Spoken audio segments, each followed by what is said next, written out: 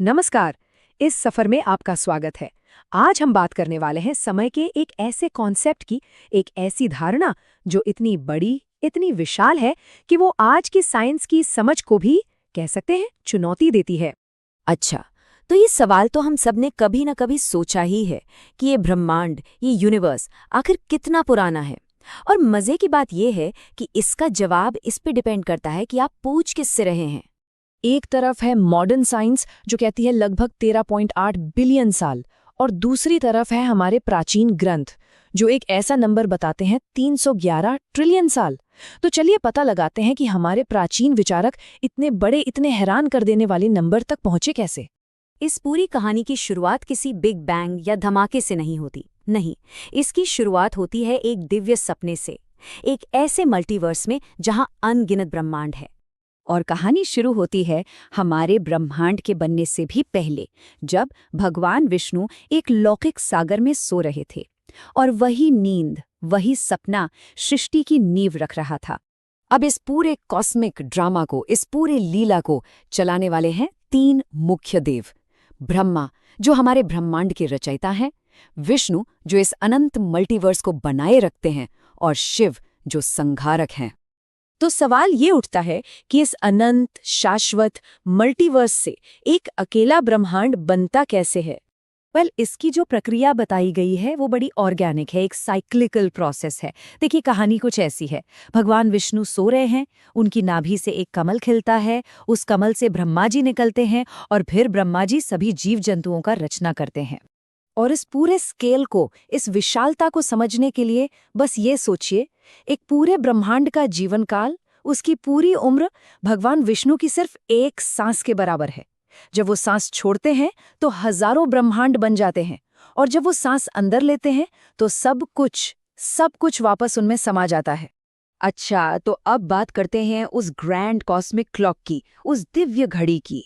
अब इन इतने बड़े बड़े विशाल कॉस्मिक साइकिल्स को नापने के लिए कोई यूनिट भी तो चाहिए, है ना? तो इसकी जो सबसे छोटी और बुनियादी इकाई है वो है युग।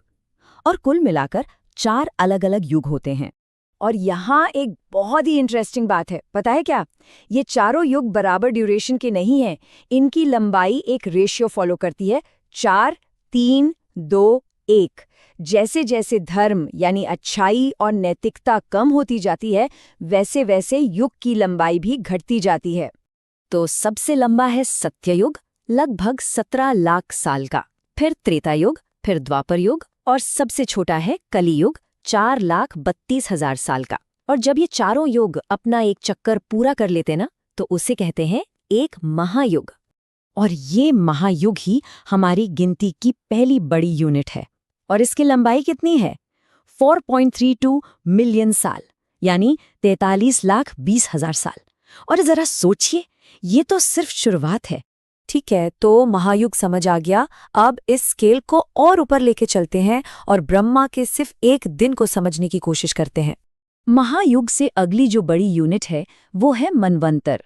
एक मनवंतर में 71 महायुग होते हैं, और इस दौरान एक खास मनु का राज होता है जो उस युग में मानवता के पूर्वज माने जाते हैं। और इसका टाइम स्पैन 306 मिलियन, यानी 30 करोड़ साल से भी ज्यादा। और यहीं पर एक बड़ी हैरान करने वाली बात सामने आती है। ग्रंथों में कहा गया है कि हर मनवंतर के अंत में एक तरह का प्रलय आता है, जीवन नष्ट हो जाता है। ये बात कुछ पृथ्वी पर हुई सबसे बड़ी मास एक्सटिंक्शन, जिसे पर्मियन ट्रायसिक एक्सटिंक्शन कहते हैं, से मिलती जुलती है। वो भी करीब 252 मिलियन साल पहले हुई थी। अब ये सिर्फ एक संयोग है या कुछ और, ये सोचना तो बनता है। तो अब ये जो टाइम की सीढ़ी है, इसे देखिए। यहाँ से असली स्केल समझ में आना शुरू होता है। महायुग, जो 4.32 मिलियन साल का है। फिर उससे 71 गुना बड़ा मनवंतर, जो 306 मिलियन साल का है। और फिर आता है कल्प, जो है ब्रह्मा का एक दिन।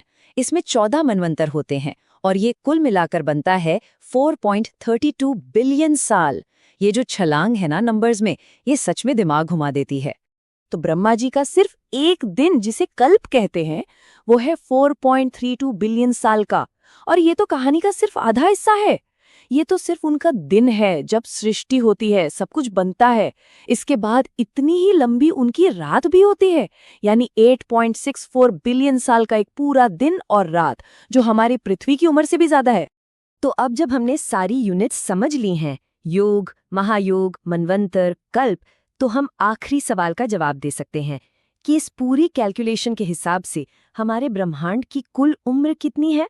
वेल, इस कॉस्मोलॉजी के अनुसार ब्रह्मा की आयु 100 ब्रह्म वर्ष की है, और जब उनके ये 100 साल पूरे होते हैं तब हमारा ये ब्रह्मांड विलीन हो जाता है एक नए चक्र की तैयारी के लिए। और इन 100 ब्रह्मा वर्षों को जब हम अपने इंसानी सालों में कैलकुलेट करते हैं तो जो नंबर सामने आता है वो है 311.04 ट्रिलियन साल। जी हाँ, ट्रिलियन। ये है एक ब्रह्मांड की कुल आयु। आप जरा सोचते हैं कि समय का इतना बड़ा, इतना विशाल नजरिया मानव सोच के इतिहास में कहाँ फिट बैठता है। और जानते हैं, इस विशालता से सिर्फ हम ही हैरान नहीं हैं। जाने माने एस्ट्रोनॉमर कार्ल सेगन ने अपनी किताब कॉस्मोस में लिखा था कि दुनिया के महान धर्मों में हिंदू धर्म अकेला ऐसा है जिसके टाइम स्केल्स, जिसकी समय सारणी मॉडर्न साइंटिफिक कॉस्मोलॉजी के साथ मेल खाती है। ये अपने आप में एक बहुत बड़ी बात है। तो ये पूरा का पूरा जो फ्रेमवर्क है, ये जो अविश्वसनीय ढांचा है, ये हमें एक बहुत गहरे सवाल के साथ छोड़ जाता है। आखिर उस सभ्यता के बारे में क्या सोचें, उस सोच के बारे में क्या कहें जो इतने बड़े, इतने विशाल पैमाने पर सोच सकती थी। ये सिर्फ नंबर्स का खेल नहीं है, ये तो अस्तित्व को, हमारे होने को एक बहुत बड़े, एक ब्रह्मांडीय नजरिए से देखने का तरीका है।